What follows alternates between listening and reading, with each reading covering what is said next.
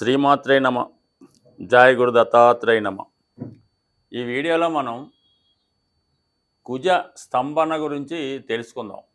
ముఖ్యంగా అక్టోబర్ 20వ తారీఖు నుంచి జనవరి 21వ తారీఖు మధ్యలో కుజగ్రహం కర్కాటక రాశి యందు సంచరిస్తూ అదే రాశిలో సుమారుగా 93 రోజులు ప్రయాణం చేసి వక్ర గమనంలో తిరిగి మనకి జనవరి 21న వక్ర గమనంలో మిథున రాశిలోకి ప్రవేశించడం జరుగుతుంది. మళ్ళా మిథున రాశి నుంచి తిరిగి ఏప్రిల్ 2వ తారీఖున కర్కాటక రాశిలోకి రుజుగతిలో ప్రవేశించడం జరుగుతుంటుంది. అంటే మొత్తం ఇంచుమించుగా మనం ఈ కుజుడు కర్కాటక రాశిలో ఉండగా ఏర్పడబోయే ఫలితాలు వివిధ రాశుల మీద ఏ విధంగా ఉంటుందన్న విషయాన్ని మాత్రమే ఈ వీడియోలో తెలుసుకుందాం. దాని తర్వాత జనవరి 21 నుంచి ఏప్రిల్ 2 వరకు మిథున రాశిలో ఉన్నప్పుడు ఏ ఫలితం ఇస్తాడన్నది అది ఇంకొక వీడియోలో తెలుసుకుందాం. అయితే పర్టికులర్గా ఇప్పుడు ఈ కుజగ్రహం గురించి కర్కాటక రాశిలో ప్రవేశించగా పర్టికులర్గా వీడియో చేయడానికి ఏంటంటే, సాధారణంగా కుజుడు ఒక రాశి నుంచి ఇంకొక రాశిలోకి మారడానికి 40 నుంచి 45 రోజులు తీసుకోవడం జరుగుతుంటుంది. అయితే ఇది ఇంచుమించుగా ఈ 93 రోజుల ప్రయాణంలో మరి ఇదే రాశిలో కుజుడు వక్రించి నెమ్మదిగా వెనక్కి వెళ్ళడం. ఏ గ్రహం అయినా సరే వక్రించే ముందు రుజుమార్గంలోకి వెళ్ళే ముందు ఒక విధంగా స్టడీగా ఉంటాయి. అయితే కుజుడు ప్రత్యేకంగా కొన్ని రోజులు ఏమాత్రం మూమెంట్ లేకుండా ఒకే పాయింట్లో కొన్నాళ్ళ పాటు ఉండడం జరుగుతుంటుంది. సో ఎక్కువ రోజులు ఒకే రాశిలో ఉండడం కూడా ఒక విధంగా కుజ స్తంభన అని చెప్తూ ఉంటారు. ఇదంతా కూడా ఆర్థిక మ్యాథమెటికల్ సంబంధించినటువంటి పాయింట్.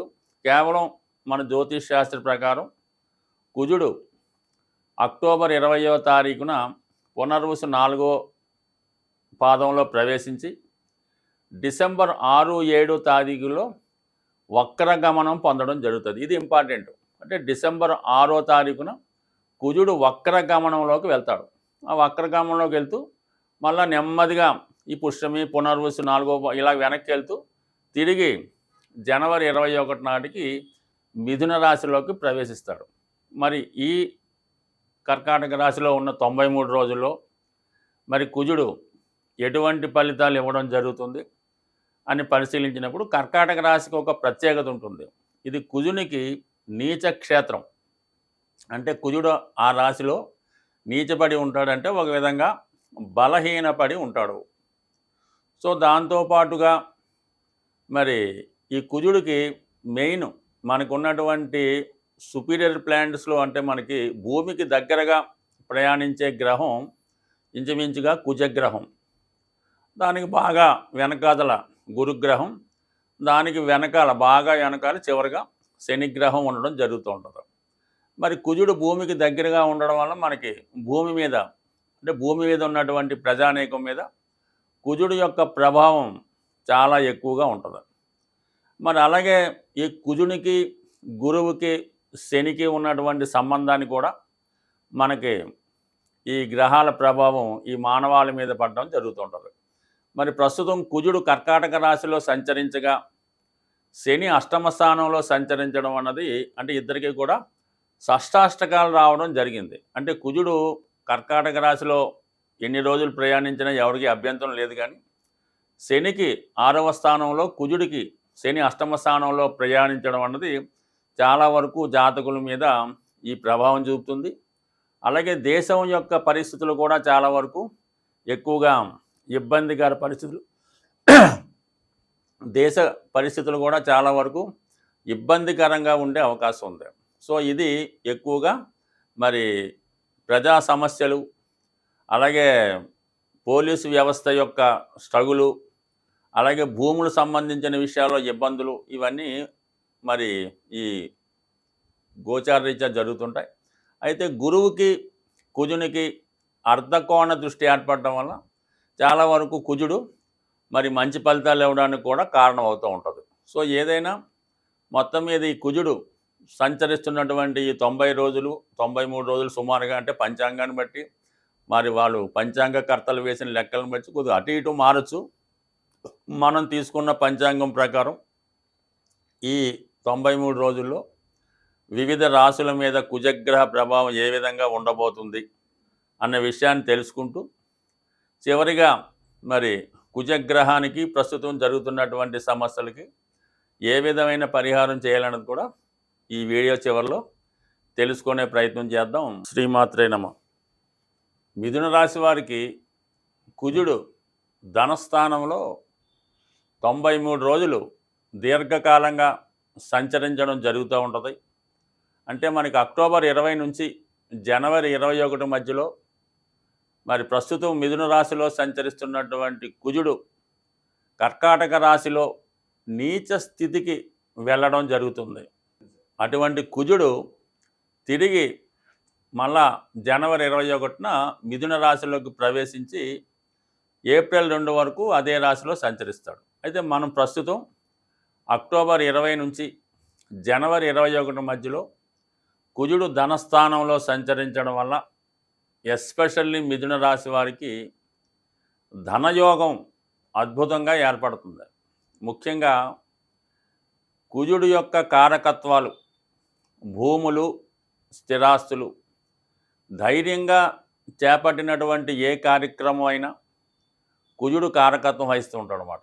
కుజుడు బలం ఉంటేనే జాతకుడు ధైర్యంగా ఏదైనా పని చేయడం కానీ, ధైర్యంగా పోరాడడం కానీ, ఏదైనా గృహం కట్టుకోవాలన్నా, కొనాలన్నా, భూమి కొనాలన్నా కుజబలం ఉంటేనే అది సాధ్యం అవుతుంది. కుజబలం లేనినాడు జాతకుడు ఏదో ఒక స్థలం కొంటే నిరంతరం అది ఎవడన్నా కబ్జా చేస్తాడా, ఎవడన్నా ఆక్రమిస్తాడని భయంతోనే బతుకుతూ ఉంటాడు. అదే కుజబలం ఉన్నవాడు ఎంత దూరంలో ఎన్ని స్థలాలున్నా నిర్భయంగా ఉంటాడో.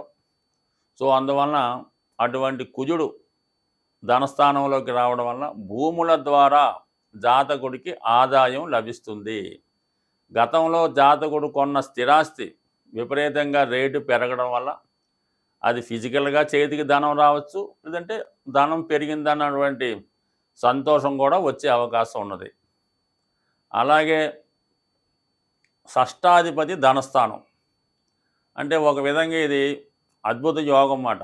6వ స్థానాధిపతి నీచ స్థితిలో కుటుంబ స్థానంలో ఉండడం వలన ఒక విధంగా భారీ మొత్తంలో చేస్తున్నటువంటి రుణ ప్రయత్నాలు ఫలిస్తాయి.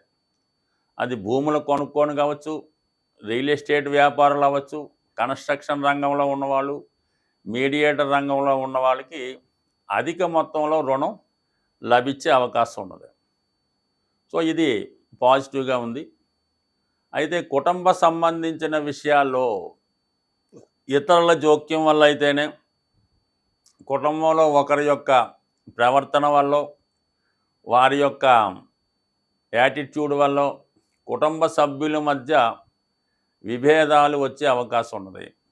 అంటే ఏ విషయంలో విభేదాలు వస్తాయి అంటే ఆర్థిక సంబంధించిన విషయాల్లో, ఏదైనా అప్పు తీర్చే విషయంలో, ఆస్తి పంచుకునే విషయంలో, కుటుంబ సభ్యుల యొక్క బాధ్యత తీసుకునే విషయంలో ఖచ్చితంగా కుటుంబ సభ్యుల మధ్య విభేదాలు వచ్చి అవి చాలా వరకు చిన్న సమస్య పెద్దదయ్యే అవకాశం ఉన్నది.